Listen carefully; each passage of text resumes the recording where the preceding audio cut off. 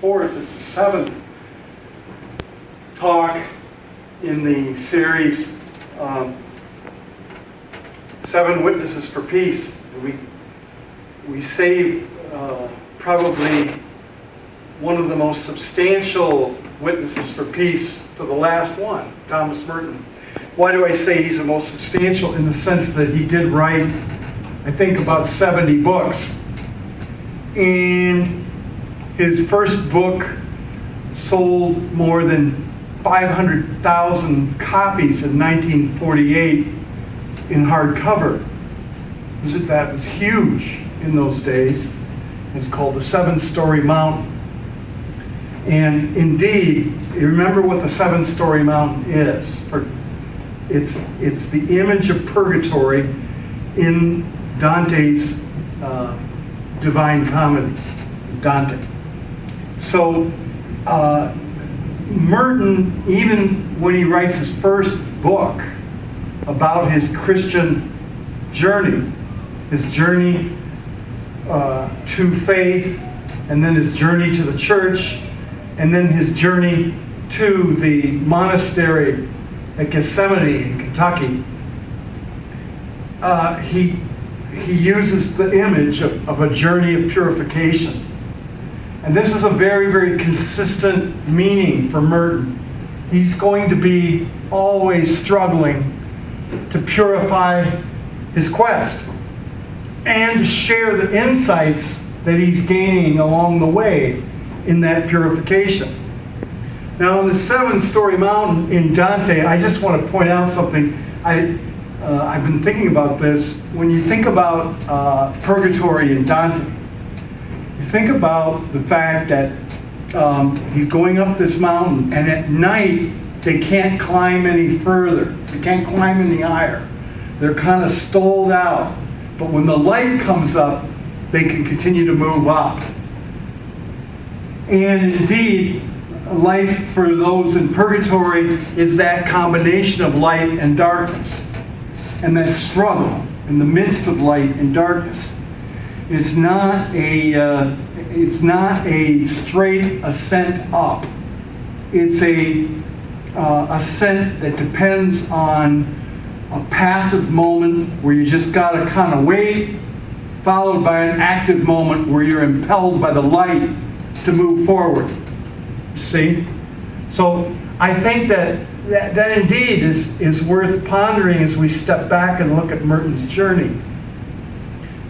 Now, I only have half an hour, so I can't spend a lot of time on a lot of things about Merton's personal journey. I'd recommend, if you haven't read it, to read The Seven-Story Mountain. It's one of the great classics of modern spirituality. I read it in high school. I know some prominent Christians who were Christian today because they read that book when they were in their 20s. This is it's a crucial conversion book, and it was crucial at the time. My favorite story about that book is I had a theology professor at Notre Dame who was on the train, and he was reading The Seven-Story Mountain, and he handed the book to a person on the train. The person thanked him for the book, and months later, he gets a package. The return address on the package is the Abbey of Gethsemane in Kentucky. The passenger in the train had read the book and went to the monastery and became a monk. It's a true story. So it had that kind of power for people in those days. And of course, that's what made Merton famous. He was the most famous monk in the English-speaking world because of that book. All right? And with that fame, he was also responsible in many ways for advancing that monastery, because they made money off the publication of his books. The books belonged to his monastery, and so he became a real important person in the monastery in that way too. So he had they did other things. They made jellies and jams and cheeses and things like that. Fruitcake. And fruitcake. It was famous for fruitcake, and not the kind that Jimmy Buffett talks about either. Real fruitcake, let's say. And but the issue being that Merton was a part of the whole monastic revival after World War II. A lot of people followed him into that monastery and followed him into other monasteries.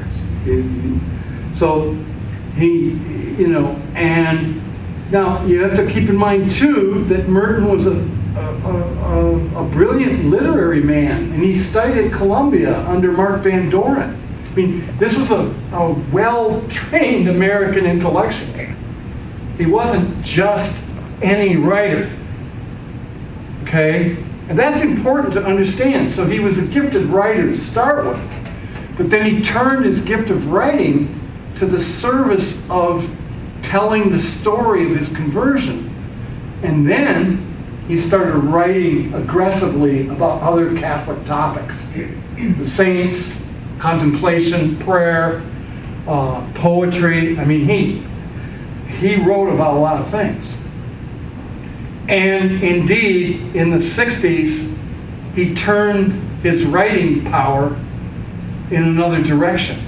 Starting in the late 50s, really, but he started writing about peace, and that became a problem. It became a problem for the head of his order. Up to the point where, in 1962, he wrote this book, Peace of the Post-Christian Era. And the French guy who ran his order from France did not allow him to publish it. So the guy who ran the monastery he lived in would allow him to do mimeographs of his texts and send them out, because that wasn't considered publication. So 300 copies of this book got circulated, and of course everyone who was connected to Merton and who corresponded with him that was important to the issue of peace got a copy of this book. And then they shared it with other people, because everybody wanted to read the book that they were suppressing. The title again? This is called Peace in the Post-Christian Era, and it was finally published in 2004. It took that long to republish it. To republish it out of Samsda, where it wasn't just a mimeograph copy. But what's important about this is that Merton lays out, in this book, in a whole ethic of peace in the nuclear age. And again, it was considered too controversial for a monk to write that. Now, he was blessed in that by 1964, he was able to get a lot of what he wrote in this book published in another book called Seeds of Destruction. This one, Seeds of Destruction. And so he was, and that's because in the interim period in 1963, another thing happened. What happened in 1963, if you remember from another lecture, John the 23rd wrote what document? All together? Pacem in Terris. Thank you, Pacem in Terris. So because Pacem in Terris got published, some of what Merton said was able to be published, but not all of it. They still wanted it edited carefully, and he wrote a friend, and he said, they want me to talk about peace without directly talking about the bomb. He says, my next assignment, he says, will be to talk about Christian marriage without talking about human sexuality. He was laughing, you could imagine him kind of chuckling when he said that. He was a person with a great sense of humor. But he was very, very given to be concerned for the world. He thought, and rightly so, that you could not be a contemplative in any way unless you had compassion. Compassion for other people.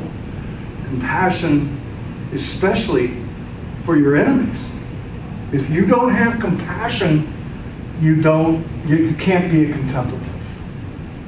There's so many texts of Merton, and I'm going to share with you some of them now to help us learn Merton's soul a little bit. Here's what he says in Peace of the Post-Christian Era that I think is worth pondering. If we are now in the possession of atomic power, we have the moral obligation to make a good and peaceful use of it, rather than turning it to our own destruction. But we will not be able to do this without an interior revolution that abandons the quest for brute power and submits to the wisdom of love and of the cross. So, obviously, we've been really working on that theme here, the wisdom of the cross. We looked at the letter of James, and we know that the letter of James is a commentary on the Beatitudes and the Sermon on the Mount. And we even heard on Monday from Martin Luther King and the cross, the idea of allowing your suffering and your love to cut the chains of hate. So Merton was engaged in this too. It must, however, be stated quite clearly and without compromise that the duty of the Christian as a peacemaker is not to be confused with a kind of quietist inertia that is indifferent to injustice, accepts any kind of disorder, compromises with error, with evil, and gives in to every pressure in order to maintain peace at any price. The Christian knows well, or should know well, that peace is not possible on such terms. Here's what he goes on. Peace demands the most heroic labor and the most difficult sacrifice.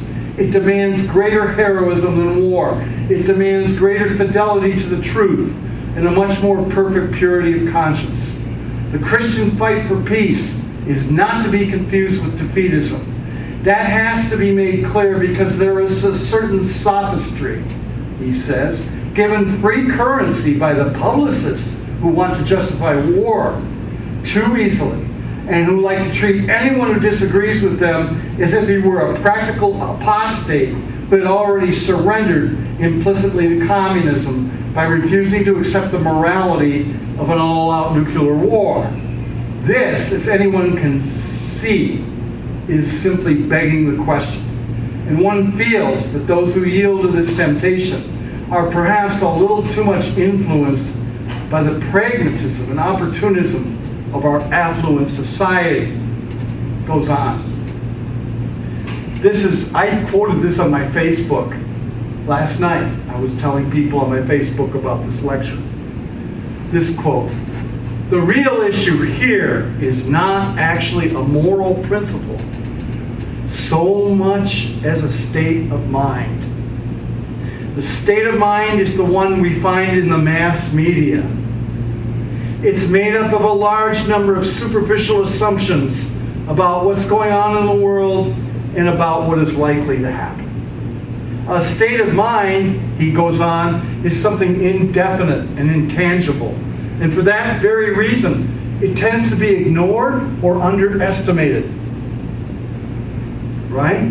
One can hardly come to grips with it once it is barely reducible to discourse, and yet this does not mean it is incommunicable. On the contrary, it spreads like fire and catches hold of every mind and heart. One is not protected against the moral combustion merely by rational statements or principles or of fact. Something much deeper is required. Now I want you to think about Tom Merton himself, because he practiced here what he preached. One must have, listen to this, profound and solid grounding in spiritual principles. One must have a deep and persevering moral strength, a compassion, an attachment to truth and to humanity, a faith in God, an uncompromising fidelity to God's law of love. Failing this, a nebulous and all-pervading state of mind will take over the role of morality and conscience and will rationalize its prejudices with convenient religious or ethical formulas. The result, listen to this, if you do this, if you ignore morality and the call that Merton outlines there, and you just put up superficial formulas, the result will be a fatal turning away from truth and justice. It's quite a warning. Merton lived that way, okay?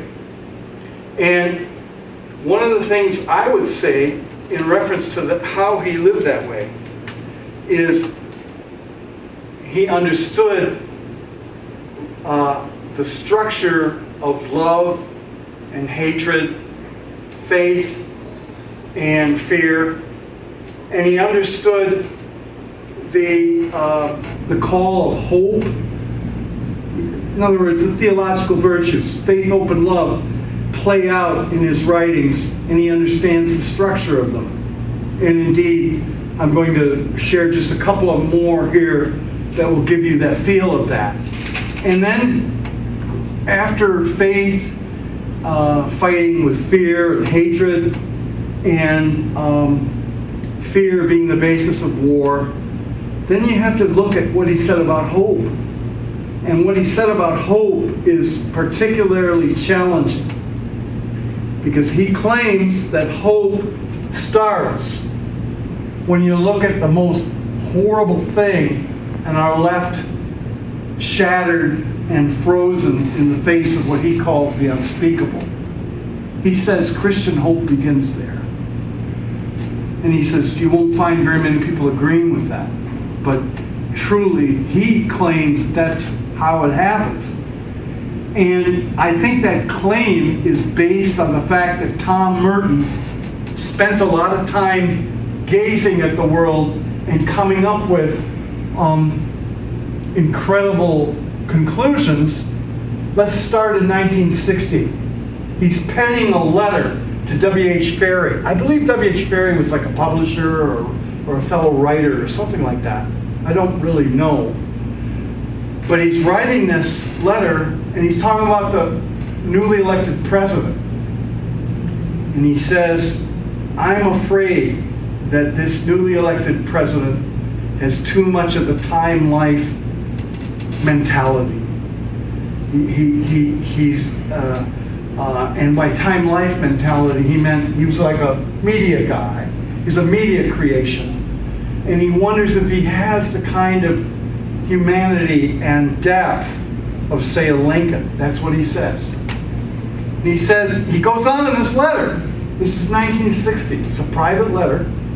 And he says, if by some miracle this man turns and discovers that deeper humanity, I'm paraphrasing it, you can get the actual quote.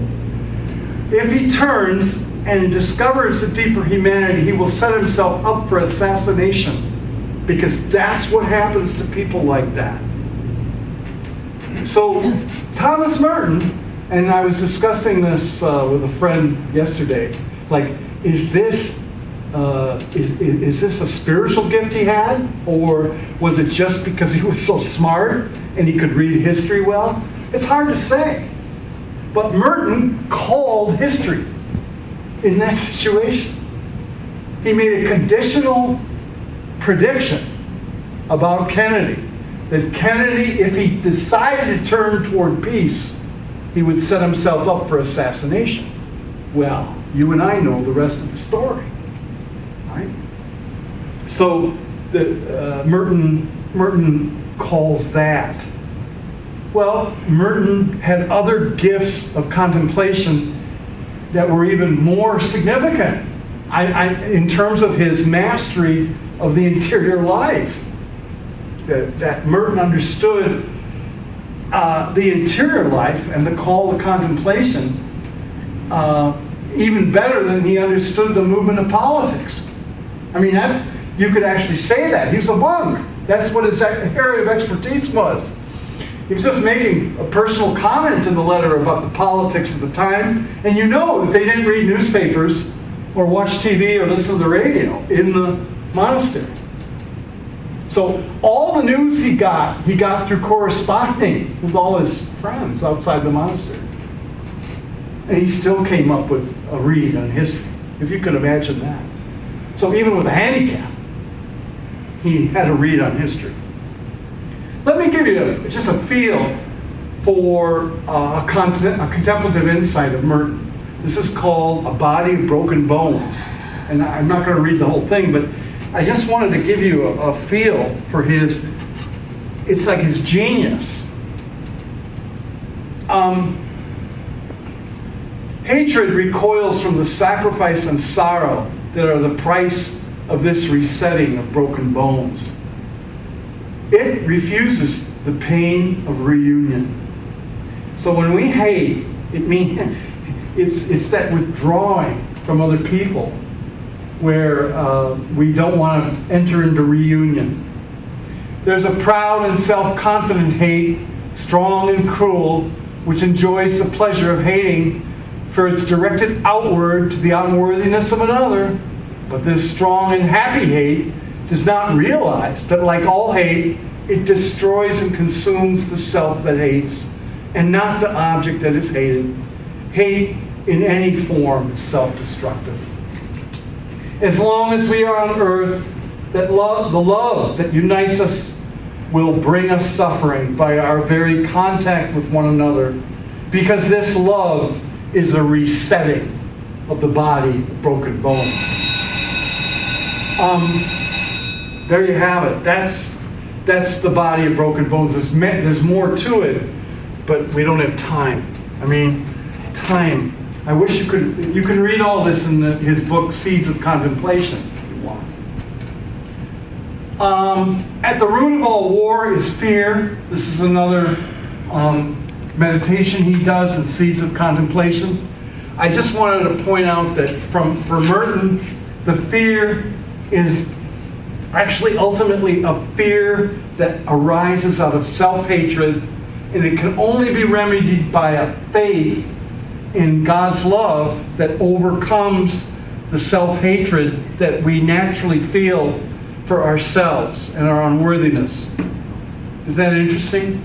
So he goes through a lot, but he pushes that out into the direction of common humanity. Would you mind repeating that again, please? Yeah. That thought. Okay. So for Merton, and I'm just summarizing this essay, The Root of War is Fear, that for Merton, the fear is rooted in self-hatred and is remedied by faith in God's love. So what the person who is hating themselves has to do is turn to God's love in faith. And the gift of faith remedies the self-hatred for Merton. And from there, it can work out to common humanity. All right? So I'm simplifying it, but I wanted to say, for only love, which means humility, can exorcise the fear, which is at the root of all war. And he goes on, and he says, when I pray for peace, I pray God to pacify not only the Russians and the Chinese, but above all, my own nation and myself. When I pray for peace, I pray to be protected not only from the Reds, but also from the folly and blindness of my own country. When I pray for peace, I pray not only that the enemies of my country may cease to want war, but above all, that my own country will cease to do the things that make war inevitable.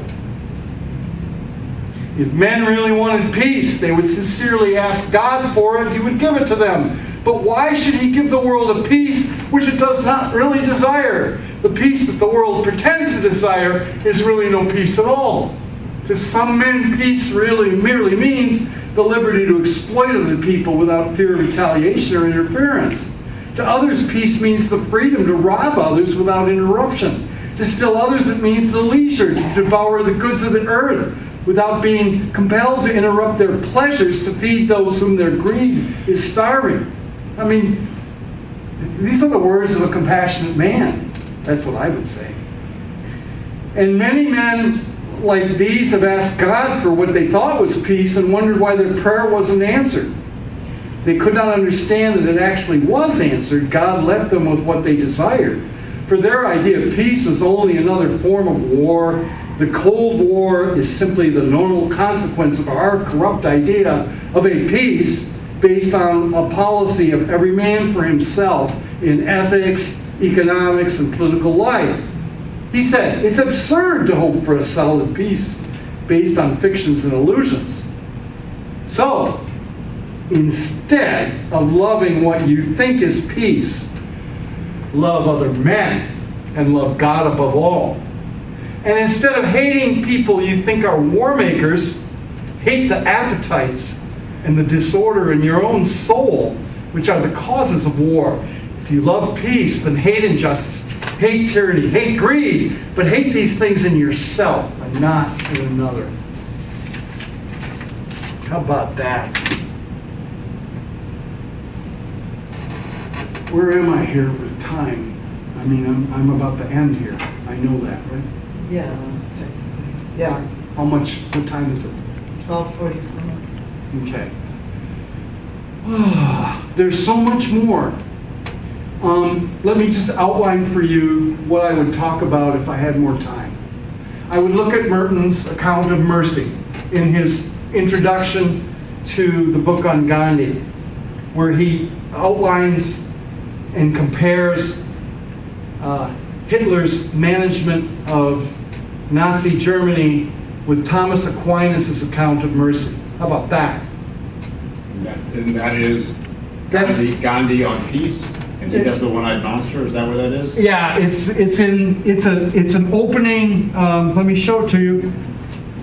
Gandhi on nonviolence, Yep. and it's an opening essay at the start of Gandhi on nonviolence, where he both edited this and then he wrote a beautiful opening essay that some people consider the best thing ever written by anybody on Gandhi, by Merton. So when you look at this, you'll be able to tie this into Gandhi.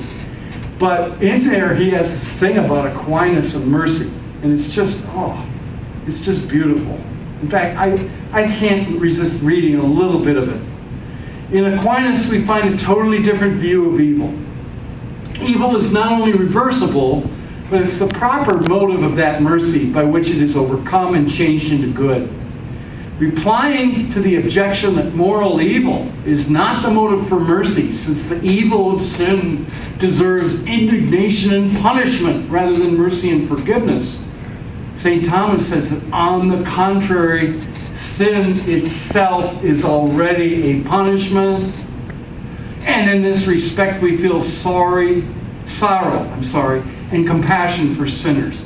In order to do this, we have to be able to experience their sin as if it were our own. But those who consider themselves happy and whose sense of power depends on the idea that they are beyond suffering any evil are not able to have mercy on others by experiencing the evil of others as their own. This is a splendid analysis of the mentality of power and greed, which makes evil irreversible, Merton says. Such a mentality lacks the interior strength necessary to assume the suffering of another as its own, and thus to change his condition by forgiveness and acceptance, so on. So there you have, I just couldn't resist, even though I'm at the end of the talk, mentioning this insight about mercy, because the end of the talk on mercy, so there's so much more, but I can't give it to you today. But I'll certainly share with you the documents or the writings where you can find. The one thing I missed in this talk is Merton's incredible analysis of how the mass media affected things in his own day, and he has an independent assessment of the mass media that backs up what John the 23rd said in Pacem in Terris, paragraph 90, which I read to you when Ron Atkinson, my historian friend from the University of South Carolina, was here for the talk on John the 23rd, and he asked about fake news. And then I said, well, the Pope in Pacham Terrace 90, paragraph 90, we church people talk about our documents according to paragraph numbers, almost like lawyers, right? You know, it's kind of funny. But in paragraph 90, you see John the 23rd warning people against the press and the media if it presents fake news, in so many words.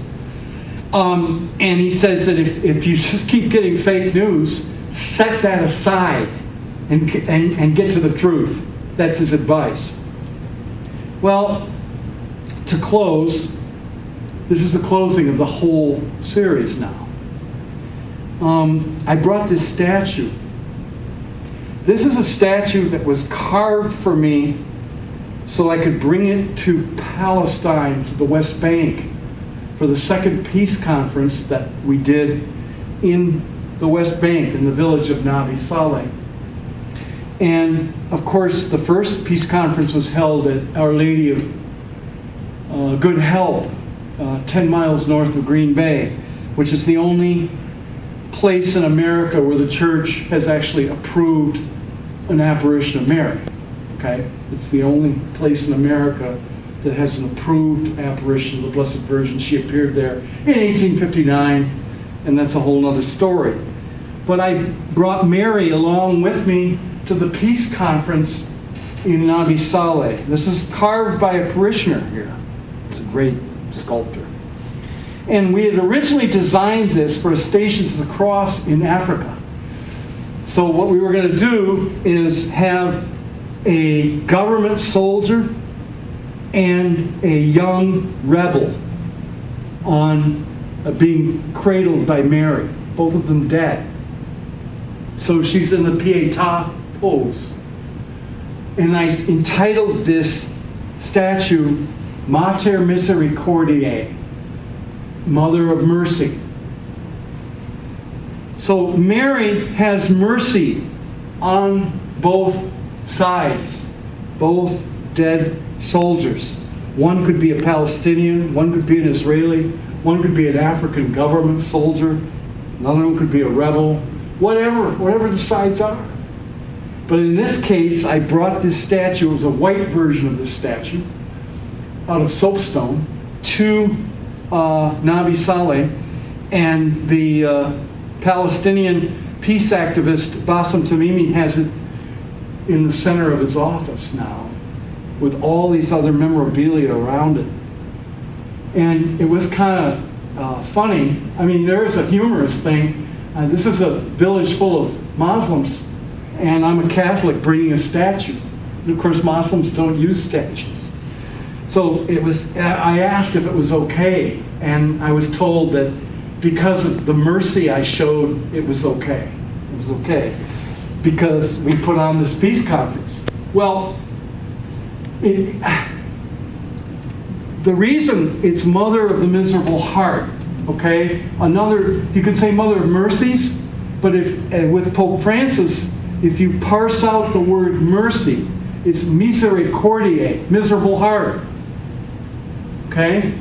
So it's mother who is miserable about the fact that her children are killing each other. But she embraces them anyway, in mercy. And when I gave it to the Palestinians, I quoted a Jewish lady whose brother is a friend of mine. Mikko Pellet is a friend of mine. And his sister lost her 13-year-old daughter in a Palestinian suicide attack at a Jerusalem mall. And when they came to her to grieve with her, they wanted to use her suffering as a reason to take revenge. And she spoke up to the other Israelis who wanted to take revenge. And she said, please don't use my suffering as a reason to take revenge on anybody, because no mother would want any other mother to suffer what I'm suffering right now. So I dedicated this statue to Nurit Pellet, the Israeli, and I left it with the Palestinians. But it's unfinished. It's unfinished business. Because 2 people who were at that conference got shot. One of them killed. Young man, 21 years old. My son was there, standing near him at the conference. I brought my son to Israel, see, one of my sons. And so he gets his Instagram with a picture of this kid that was killed by the Israeli soldiers.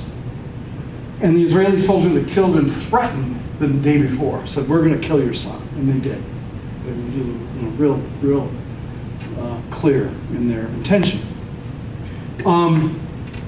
And then another kid that was at that conference, younger, got shot, but he didn't die. But they thought he was going to die. And then the peace activist daughter got angry with the soldier, and she slapped the Israeli soldier that had shot the kid. And that got on videotape and got sent all over the world. And because they were ashamed, they put her in jail for 6 months. They jail kids in the occupied territories, treat them like adults. She slapped a soldier. As a priest at Notre Dame said, well, that slap was not lethal. It didn't require medical attention. And indeed, that's the daughter of the guy who got this statue. So it's a work in progress right now. And I'm inviting everybody here, if they want to meet Mikko Peled, my friend from Israel originally. He's the general's son. And to meet a cousin of Ahed Tamimi. Her name is Jana Jihad. And Jana and Mikko are speaking in Chicago on the 9th. And I'm going to see them. Of course I'm going to see them. They're friends of mine. And I'm going to remember Our Lady of Mercy. So that's the next step from this series on peace. I appreciate your time, and I want to express my gratitude to your faithfulness for coming to each of the lectures. These are the faithful ones that have seen through most of all the lectures, so I'm grateful to you, and I'm grateful for your patience with me. If you'd like to express any of your gratitude or have questions, this is the time, but that's where we stand.